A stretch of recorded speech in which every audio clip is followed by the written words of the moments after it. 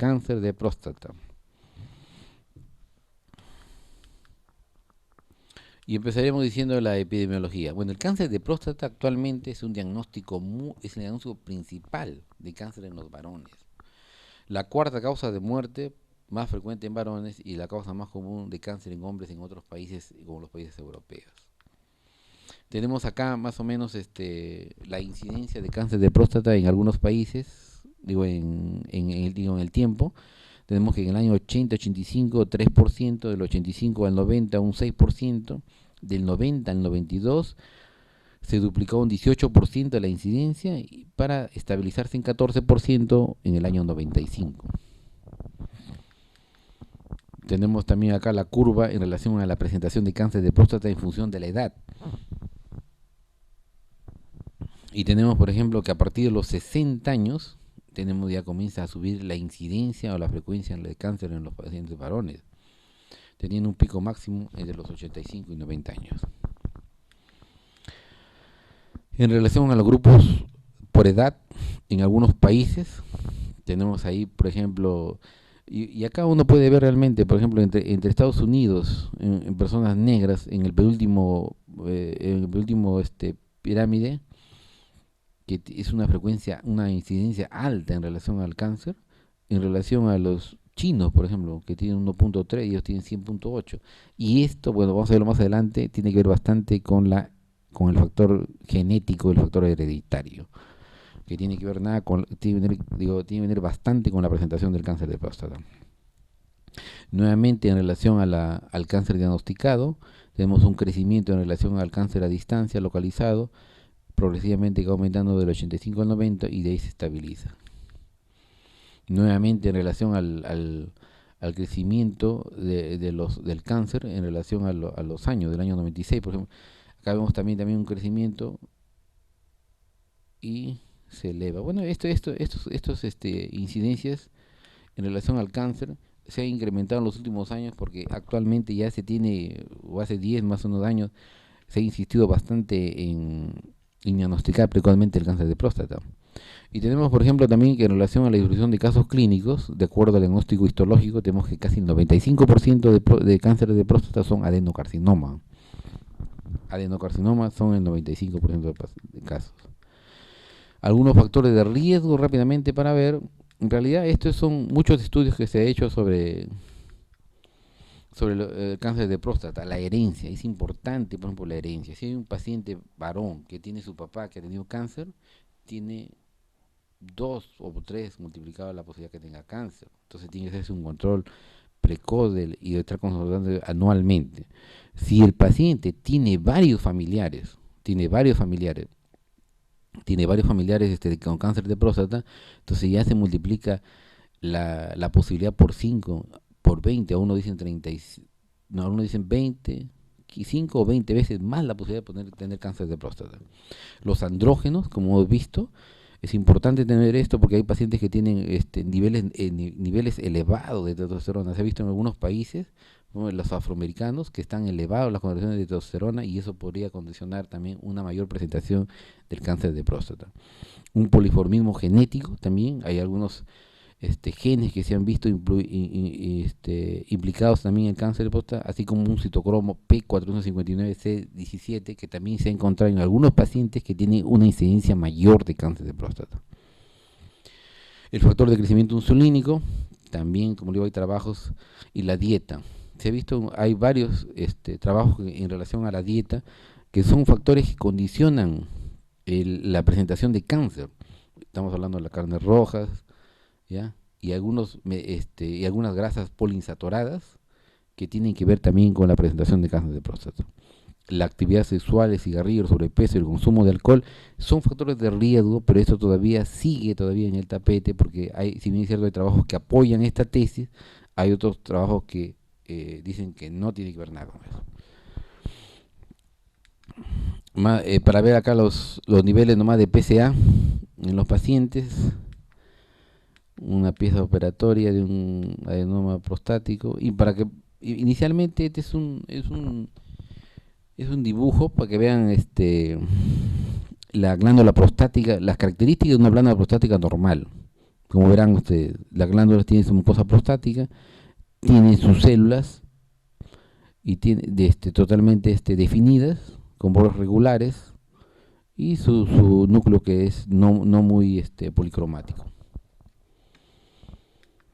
El carcinoma de próstata ya diferencia esto porque el cáncer de próstata se origina casi siempre en las glándulas principales periféricas. Como hemos visto, hay una incidencia mayor en la zona periférica. Y como verán ustedes acá ya el núcleo de la célula prostática comienza a teñirse con una mayor intensidad. Tenemos, como hemos visto, el tipo histológico, un adenocarcinoma que representa el 95% de los casos. El 5% restante son carcinomas transicionales y carcinoma epidermoide. Bueno, son otros tipos de... Nuevamente, para ver histológicamente, por ejemplo, este es un carcinoma de próstata diferenciado, formado por epiteliales de citoplasma claro. Pero lo que llama la atención son los núcleos, como ven, son bien teñidos, son hipercromáticos. Uno de células escamosas. Acá sí, por ejemplo, es un carcinoma indiferenciado. Ya se pierde la estructura de la célula y el núcleo. Otro con adenocarcinoma. Y algunas acá fotografías histológicas. Por ejemplo, este es un adenocarcinoma pobremente diferenciado. También nuevamente lo característico es lo del núcleo y la diversidad del tamaño de las células. Un pobremente indiferenciado. Y bueno, siempre también hay que ver que hay una etapa premaligna que lo han estudiado como PIN, una neoplasia premaligna tipo 1, tipo 2, que están en riesgo de producir ese cáncer. Eso lo vamos a ver también posteriormente. Y el famoso Gleason, como estamos viendo acá, es una clasificación histológica en donde hay un patrón primario, que es el que normalmente es el que es más frecuente, y un patrón secundario que también está presente y con lo cual se puede hacer el Gleason, que es el Gleason, en donde podemos diferenciar el tipo histológico del cáncer. Y tenemos el grado 2, 3, 4 bien diferenciado, 5, 6 y 7 moderadamente diferenciado, y el 8, 9 y 10 pobremente diferenciado. Y acá, para detenernos un poquito para ver el Gleason, por ejemplo, acá en relación el Gleason 1, por ejemplo, tenemos acá las células, se conservan su forma, son pequeñas, ha aumentado un poquito el estroma, el tipo 2 también, el tipo 3 y 4 pierde prácticamente ya, en el 3 por ejemplo hay una variedad, una deformidad de las células, y el patrón cribiforme que más se nota en el 4, y el 5 prácticamente se distorsionó totalmente en relación a células anaplásticas, que ha perdido totalmente la arquitectura de algunos cortes histológicos para ver acá las glándulas, bueno, es un tipo de cáncer tipo 1.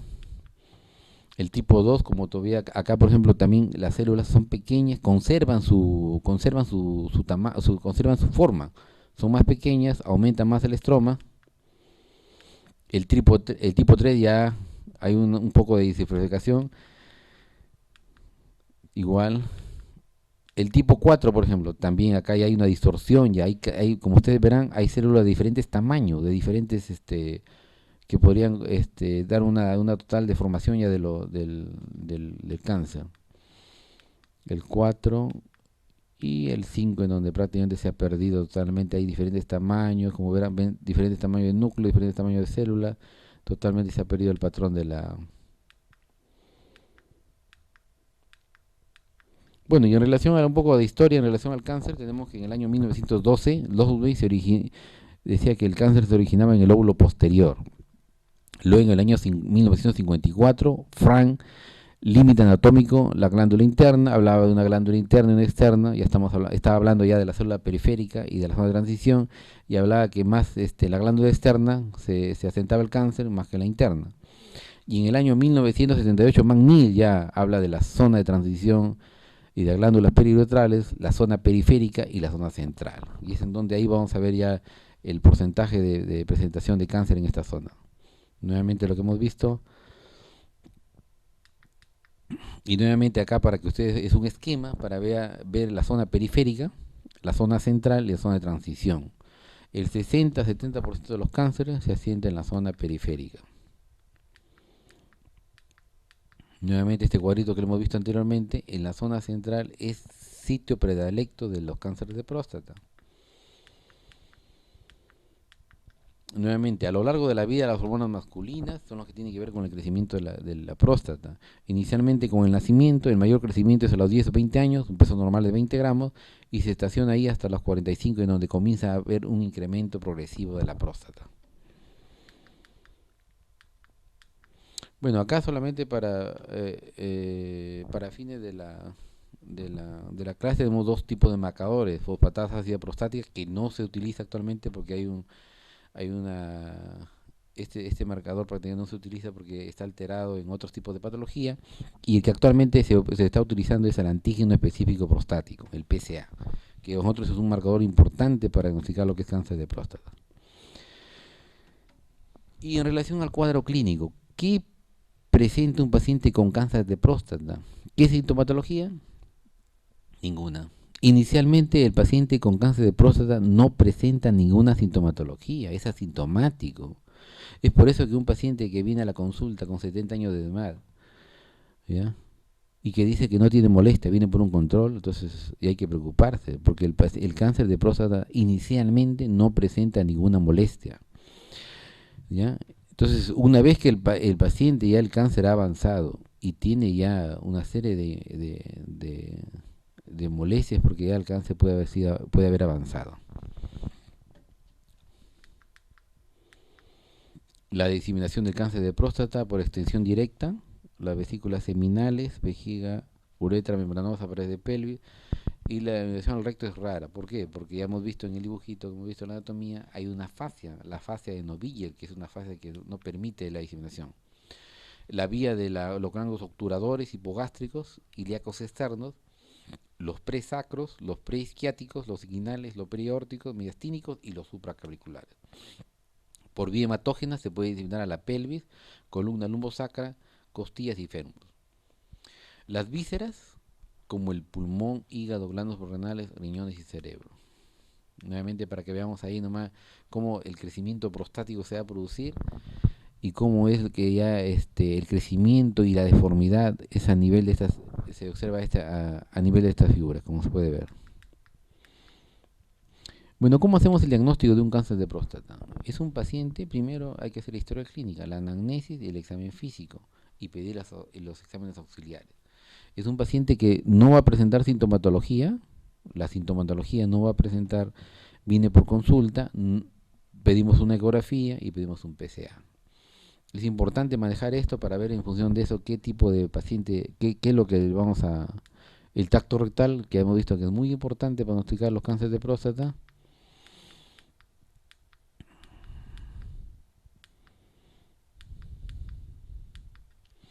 Y bueno, acá solamente en relación al tacto rectal podemos ver cómo se diferencia cuando el tacto rectal es, por ejemplo, a su consistencia, normal, fibroelástico, HPP normal, carcinoma, dura, pétrea, prostatitis, puede ser ligeramente endurecida con bastante dolor. Dolor, por ejemplo, no en la normal, no en la hipertrofia, no, y bastante dolor en relación a la prostatitis. Entonces, son características del tacto rectal que uno hay que tener en cuenta para el diagnóstico de hipertrofia como de cáncer de próstata. Esta es una diapositiva para ver que el PSA, cuando el PSA es menos de 4, la posibilidad de cáncer es mínima. Estamos hablando de un 10%, menos de un 10%. De 4 a 10 es 17 a 26% de casos, de 10 a 49, 66%, y mayor de 50 de PSA tiene un 98.5% de cáncer de próstata. Por eso, para nosotros el PSA normal es de 0 a 4, ya los americanos hablan de un PSA normal de 0 a 2.5, ellos quieren ser más exacto en relación a este tipo de marcador. Un algoritmo para el diagnóstico de cáncer de próstata temprano: tacto rectal, cuando es normal, se le pide PSA. ¿Es anormal? Biopsia. Cuando es anormal, ya, si el tacto es anormal, de frente va la biopsia dirigida. Si el tacto es normal, tiene un PSA, puede dos posibilidades: que tenga un PSA normal, está hablando de 0 a 4, y un PSA anormal. Si es un PSA normal, puede ser de 4 a 10 o más de 10. Si tiene 4 a 10, se le pide el índice. Si el índice es menor de 15%, según algunas biografías, menos del 20%, hacemos biopsia. Si está por encima de esos valores, entonces hay que dar tratamiento. Y cuando está mayor de 10, prácticamente biopsia. Nuevamente un algoritmo para ver el tacto prostático, nuevamente si es patológico, hay que pedir PSA y cualquier valor que tenga va a la biopsia. Porque prima, el tacto rectal prima por encima del PSA. Nuevamente, si el PSA es menor de 4, control anual. Se pide su ecografía y su control anual. Si el paciente presenta un PSA de 4 a 10, hay que pedir el índice de PSA. Y si el índice es menos de 18%, en este caso, por ejemplo, en este han considerado menos de, el otro menos de 10, menos de 15, creo, acá menos de 18, más de 18. Si es menos de 18, va a la biopsia. Y todo paciente que tiene un PSA mayor de 10 va a la biopsia. Pero antes de seguir, quiero decirles que estos pacientes, el PSA puede condicionar un aumento por diferentes factores, no solamente por el cáncer de próstata. Puede ser que el paciente tenga infección de vía urinaria, tiene PSA elevado. Puede ser que el paciente tenga una próstata grande, PSA elevado. Puede ser el paciente que tenga una prostatitis, PSA elevado. Puede ser el paciente que le han hecho un tacto rectal, PSA aumentado. O puede ser que el paciente ha sido sondeado, también puede aumentar el PSA.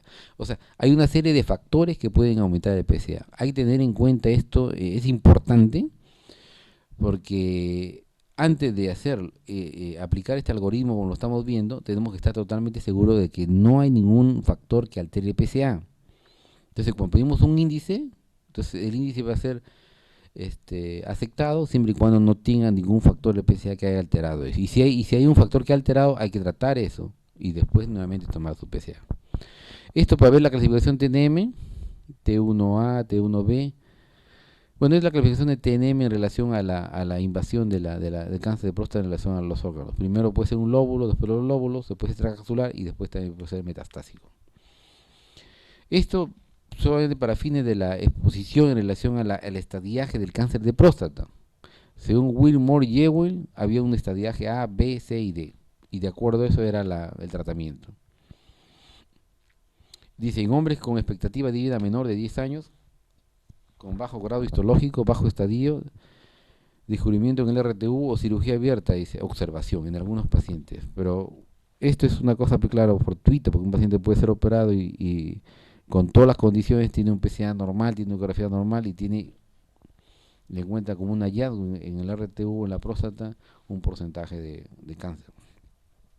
El tratamiento de cáncer prostático, tenemos, según el estadio clínico, según lo que hemos visto, un estadio 1 y 2, 3 y 4. El estadio 1 y 2 se puede operar, prostatectomía radical, radioterapia, observación y control. El 3 y 4, hormonoterapia y radioterapia. Bueno, acá en realidad los tratamientos en relación al cáncer de próstata hay que individualizar, hay que estadiarlo y de acuerdo a dar un tratamiento. Tratamientos paliativos en los pacientes que tienen ya un cuadro avanzado, puede ser la ectomía y los antiandrógenos. Hay varios niveles ahorita en antiandrógenos y varios tipos de quimioterapia que se dan en caso del paciente que tenga un cáncer de próstata avanzado. Y un seguimiento del cáncer de próstata, bueno, este es del INE, en relación al paciente que ha sido ya prácticamente tratado y hay que hacer un seguimiento. El primer año, cada 3 meses, segundo año, cada 3 meses, tercer, así como está. Y hacer lo que debe hacerse. Control clínico, PSA, gama ósea, ecografía y radiografía de tórax. Es importantísimo esto. Bueno, esto en relación a la segunda exposición que tenía que hacer en relación a los temas de urología.